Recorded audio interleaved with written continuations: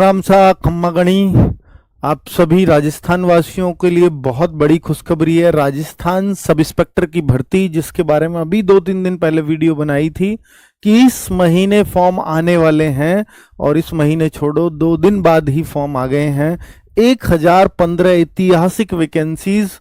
राजस्थान के इतिहास में कभी सब इंस्पेक्टर के पद इतने ज्यादा संख्या में नहीं आए।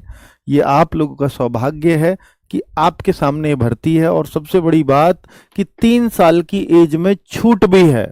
और जो अदर स्टेट से अगर कोई बच्चा इसको देखे तो वो बच्चा भी फॉर्म भर सकता है, बस जनरल कैटेगरी में काउंट होगा, यानी जनरल की सभी सीटों के लिए वो भी एलिजिबल है। और दूसरा कि राजस्थान की ग्रुप सी की भर्तियों में सब में सीईटी एग्जाम पास करना जरूरी है, तो इसमें सीईटी की भी कोई कंडीशन नहीं है।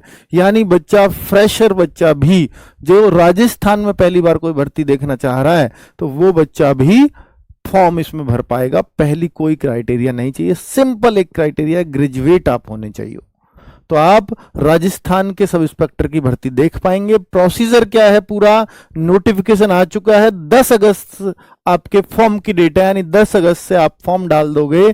लेकिन बच्चों, अब तक ये रहा है राजस्थान में, अधिकतर बार ऐसा होता है कि आपको कैलेंडर में डेट दे दी जाती है पहले ही कि आपकी एग्जाम डेट ही है, फॉर्म की डेट नहीं पता होती। लेकिन यहाँ एग्जाम की डेट नहीं पता, फॉर्म की डेट पता है, तो अच्छी बात है।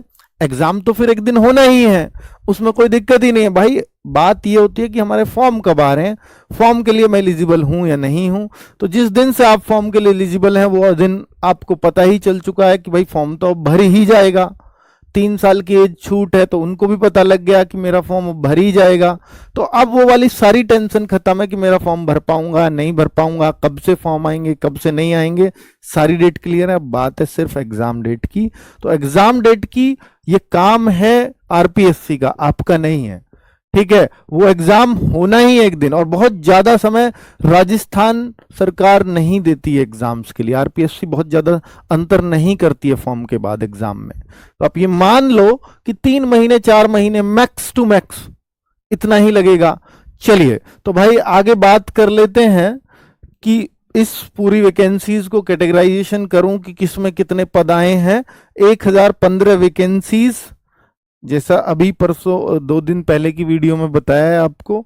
तो उप निरीक्षक एपी जो वैकेंसी है, जिसको हम कहते हैं ना असलियत में भाई, जो ये शायद नॉर्मल क्षेत्र के लिए होगा ना, हाँ, थानों में जो होता है सब इंस्पेक्टर थानेदार जिसको बोलते हैं, वो यही भर्ती है 896। और शहरिया के लिए 4 हैं, शहरिया जनजाति के लिए अलग से रहती हैं वैकेंसीज। और उपनिरीक्षक अनुसूचित क्षेत्र, आपको पता है टीएसपी एरिया होता है, तो उसमें 25 वैकेंसीज हैं। उपनिरीक्षक आईबी 26 वैकेंसीज हैं। प्लाटून कमांडर जो थोड़े हथियार बंद होते हैं, ये भी सब इंस्पेक्टर की रेंज ही होती है, और 64 वैकेंसीज उनके लिए हैं। तो टोटल 1015 वैकेंसीज हो गई हैं कुल मिलाकर के। चलिए अब बात करते हैं कि भाई और क्या विवरण है इसके बारे में। तो आवेदन की तिथि आपको क्लियर होनी चाहिए कि 10 अगस्त से आवेदन शुरू हो रहे हैं। 8 सितंबर तक आप कभी भी फॉर्म भर सकते हैं, रात्रि 12 बजे तक।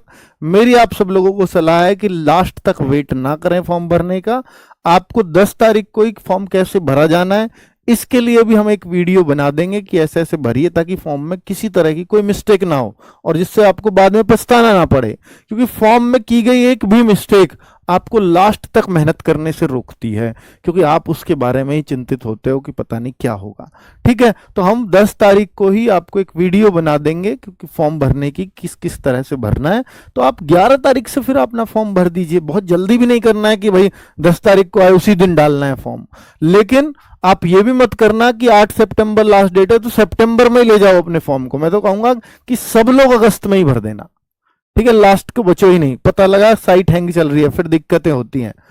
शैक्षणिक योग्यता सबको मालूम होना चाहिए कि भाई एक ग्रेजुएशन की डिग्री होनी चाहिए, चाहे किसी भी सब्जेक्ट से हो, कोई फर्क नहीं पड़ता, कितना भी परसेंटेज हो, तो वो सब चलेगा यहां पर।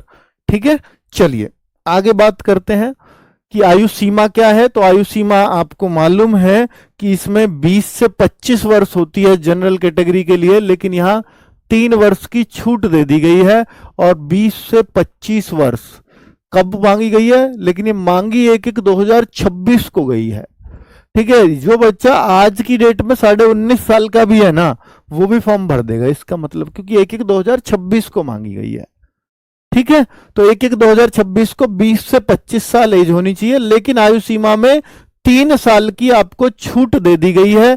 तो इसका मतलब है जो ये और वर्ग हो गए, पिछड़ा वर्ग हुआ, अति पिछड़ा वर्ग हुआ, और अर्थ ईडब्ल्यूएस वाली कैटेगरी हुई, तो ये अगर आप इससे लगाओगे 25 + 3 28 + 5 यानी 32 वर्ष तक अब ये फॉर्म भर पाएंगे। 28 5 33, सॉरी 33 वर्ष तक ये लोग फॉर्म भर पाएंगे। अब कोई महिला है तो महिला 33 5 38, लेकिन महिला इन कैटेगरी की है, लेकिन कोई जनरल की महिला है तो उनके लिए 33 साल है जनरल की। समझ में आ गई? 20 से 33, 20 से 38 किसके लिए है? तो ये आपको एकदम क्लियर होना चाहिए कि कौन कैसे फॉर्म भर सकता है। आगे बात कर लेते हैं कि आवेदन